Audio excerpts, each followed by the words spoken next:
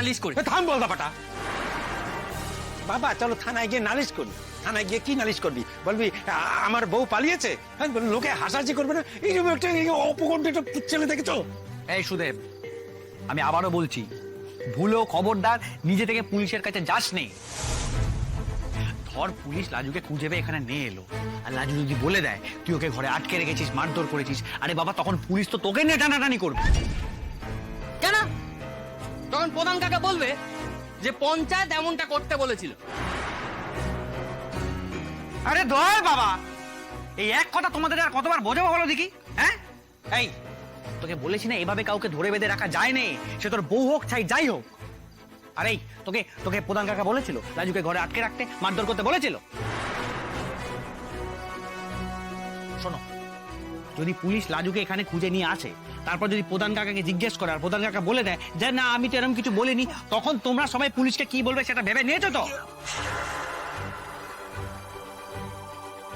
সুদেব, আমি আবারও বলছি, সমস্ত দিক বিচার করে তারপর পুলিশের কাছে যা, নিজেদের বিপদ আর বাড়াস নে ভাবে। দুধ চলে চাই, নিজের বউকে দু চার গা মারবো, এতে আবার আইনের কি আছে? থাম থাম একদম। ছেলের বিয়ে দিয়েছিলেন মধ্যে, সে মেয়ে আমাদের বাড়ির সকলকে নাকে দড়ি দিয়ে ঘুরিয়েছিল, দড়ি দিয়ে ঘুরিয়েছিল।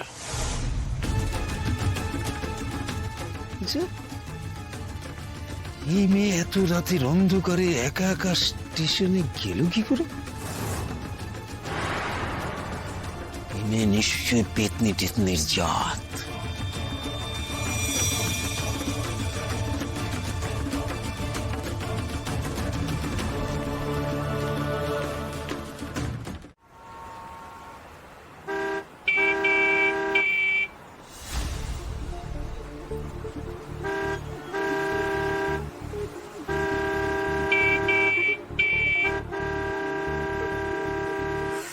ও দাদা, মেলা গাড়ির ভিড় লেগেছে তো, এই চট কাটবে কখন? ম্যাপেও তো পুরো জ্যাম দেখাচ্ছে। এ বর্দা ভাই, কি করবি? তীরে এসে তরু ডুবলো নাকি রে? কি সুন্দর গলি গলি দিয়ে বেরিয়ে আসছিলাম। অনু দিদি বলছি, তুমি যে বারবার বলছিলে একটা ফ্লাইওভারের পরে ওই রাস্তাটা আছে, তা আমরা ফ্লাইওভার থেকে কতটা দূরে আছি?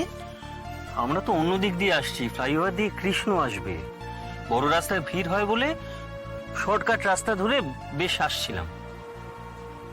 কি জন্য হঠাৎ করে এতটা জ্যাম হলো বলতো? হ্যাঁ, ওই মোড়টা দেখতে পাচ্ছি সামনে, ওই যে দূরে দূরে, ওখান থেকে ডান দিকে ঘুরলে ওই গলিটা যেখানে কৃষ্ণ ওয়েট করবে।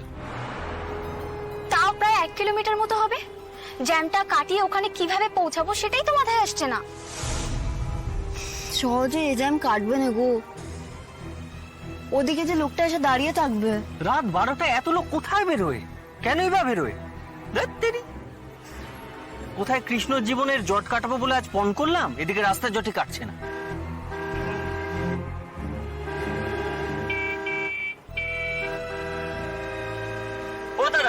ও দাদা কি হয়েছে বলুন তো, এত জ্যাম কিসের? একটা গাড়ি গাড্ডায় পড়েছে, বিরাট গর্ত, দুই দিকের গাড়ি আটকে গেছে। সর্বনাশ। তাহলে ভাই এই রাস্তা দিয়ে কোথাও একটা সাইড করো না।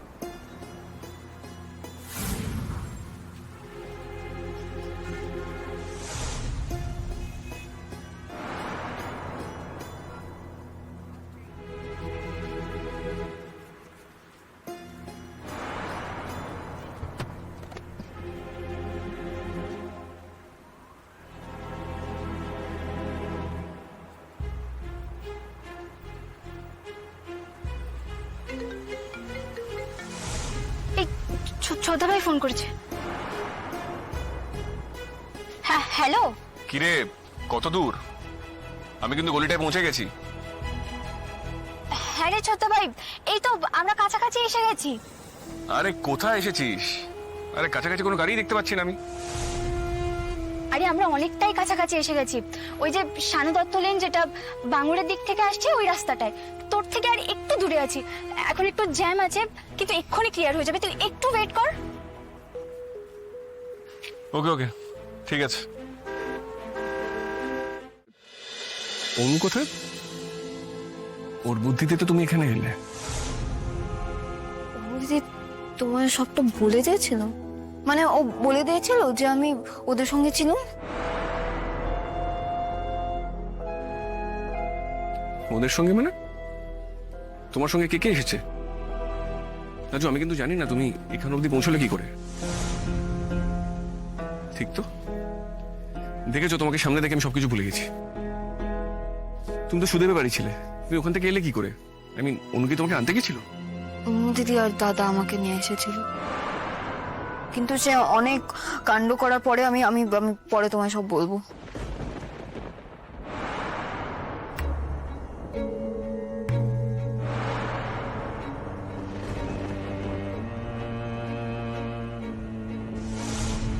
কি কি হয়েছে?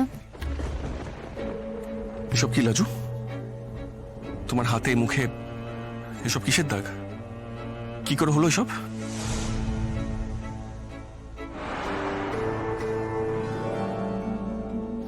লাজু, কি কি কাণ্ড হয়েছে আমি সবটা শুনতে চাই। লাজু, আমি তোমার কাছে কিছু জানতে চাইছি। ওখানে কি কি হয়েছে? তোমার গায়ে এগুলো কিসের দাগ? আমি আমি সেসব তোমাকে পরে বলবো, তুমি আগে আমায় বলো, তুমি সত্যি সত্যি চলে যাবে না তো? না লাজু, পরে না, এক্ষুনি বলো আমাকে। তুমি যদি আমাকে না বলো আমি কিন্তু চলে যাব। এখন ফ্লাইট না পাই, সকালে কিন্তু ফ্লাইট পেয়ে চলে যাব। কি কি হয়েছে আমাকে এক্ষুনি বলো, বলো।